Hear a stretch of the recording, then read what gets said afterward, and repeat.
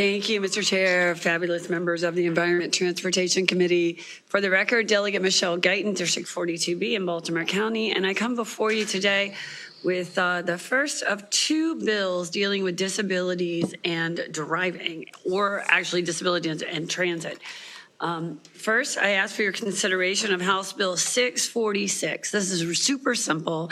It simply prioritizes the professional judgment of an applicant's personal treating physician in decisions by the MVA on whether to issue or cancel a driver's license when that person has self-disclosed a medical condition. So we heard a bill similar to this. It didn't have the exact same solution as this one last week from Delegate Kerr.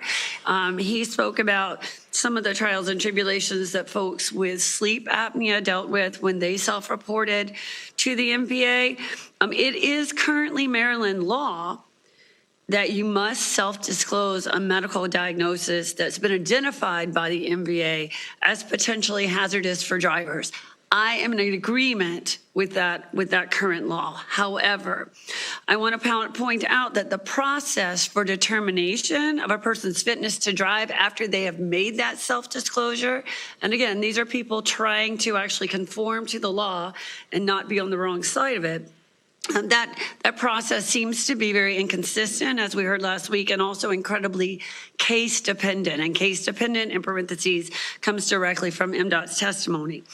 It may also often include a re-examination through written or cognitive or driving test of a person who's self-disclosed. And some of this may require participation in a driver's education program if the MVA determines that they need to do that.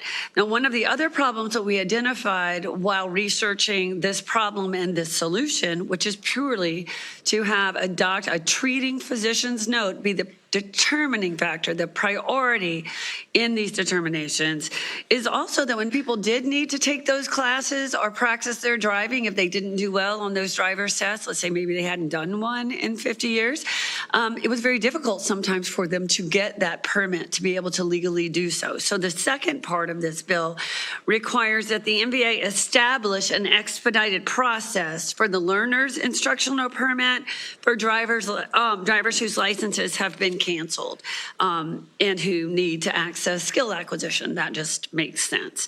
So for most Marylanders who don't live in Baltimore City and do get around by car or don't have the option for public transit, the ability to drive is really a necessary one for economic and community inclusion. And I think that's an important part of the conversation, particularly when we are talking about people with disabilities. The system for this determination, it should be consistent, it should be timely throughout the state, and it should rely on the professional opinion of the doctor who knows the person well and treats that individual for that problem, for that diagnosis.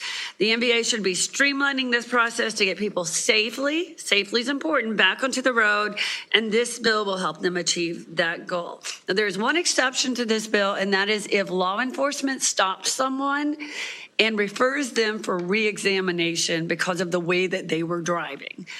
Those people would not be exempt from all of the other testing that the MVA would like to do in this situation. And there's also one other provision that says, let's say the MVA is not comfortable for whatever reason with that treating physician's report.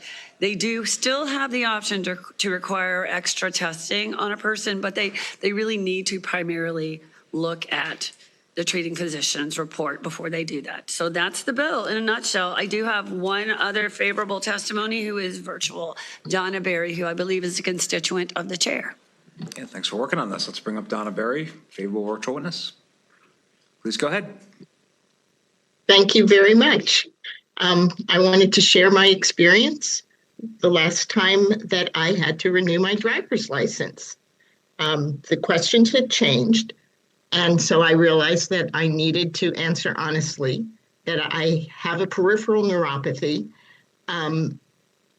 which affects my arms and my legs. I very much considered not being honest because I knew it could create complications. And I've since learned of many others who chose to lie for this very reason. So the MVA sent me paperwork for me and my doctor to complete. I don't remember the questions. My doctor said she had no concerns about my driving, but this wasn't good enough. The MVA decided I needed to complete the Matters exam, which is primarily a cognitive test. And per the person who administered it, it's usually required after a police referral. My peripheral neuropathy in no way impacts my cognitive capabilities. I was also required to take a driving test. The very first step is to back into a parking space, a maneuver I haven't done in over 50 years of driving. I failed, my license was immediately pulled, and I was provided no information on what happened next. After 2 weeks, I received a letter saying I could take the test again, but couldn't take a driving lesson because I didn't have a legal right to be on the road. Delegate Corman helped me. I got the permit on a Wednesday, took the lesson on Friday, passed the driving test the following Monday. 6 long weeks later, I had my license back. I've since learned that the MVA doesn't track the results of requiring this additional testing for self-reported issues. So there's no way of knowing whether any of this even makes our roads safer, which is something that we would all like to see. Thank you. Thank you very much. Any questions for the sponsor or her panelist? Okay, that concludes the bill hearing on House Bill 646.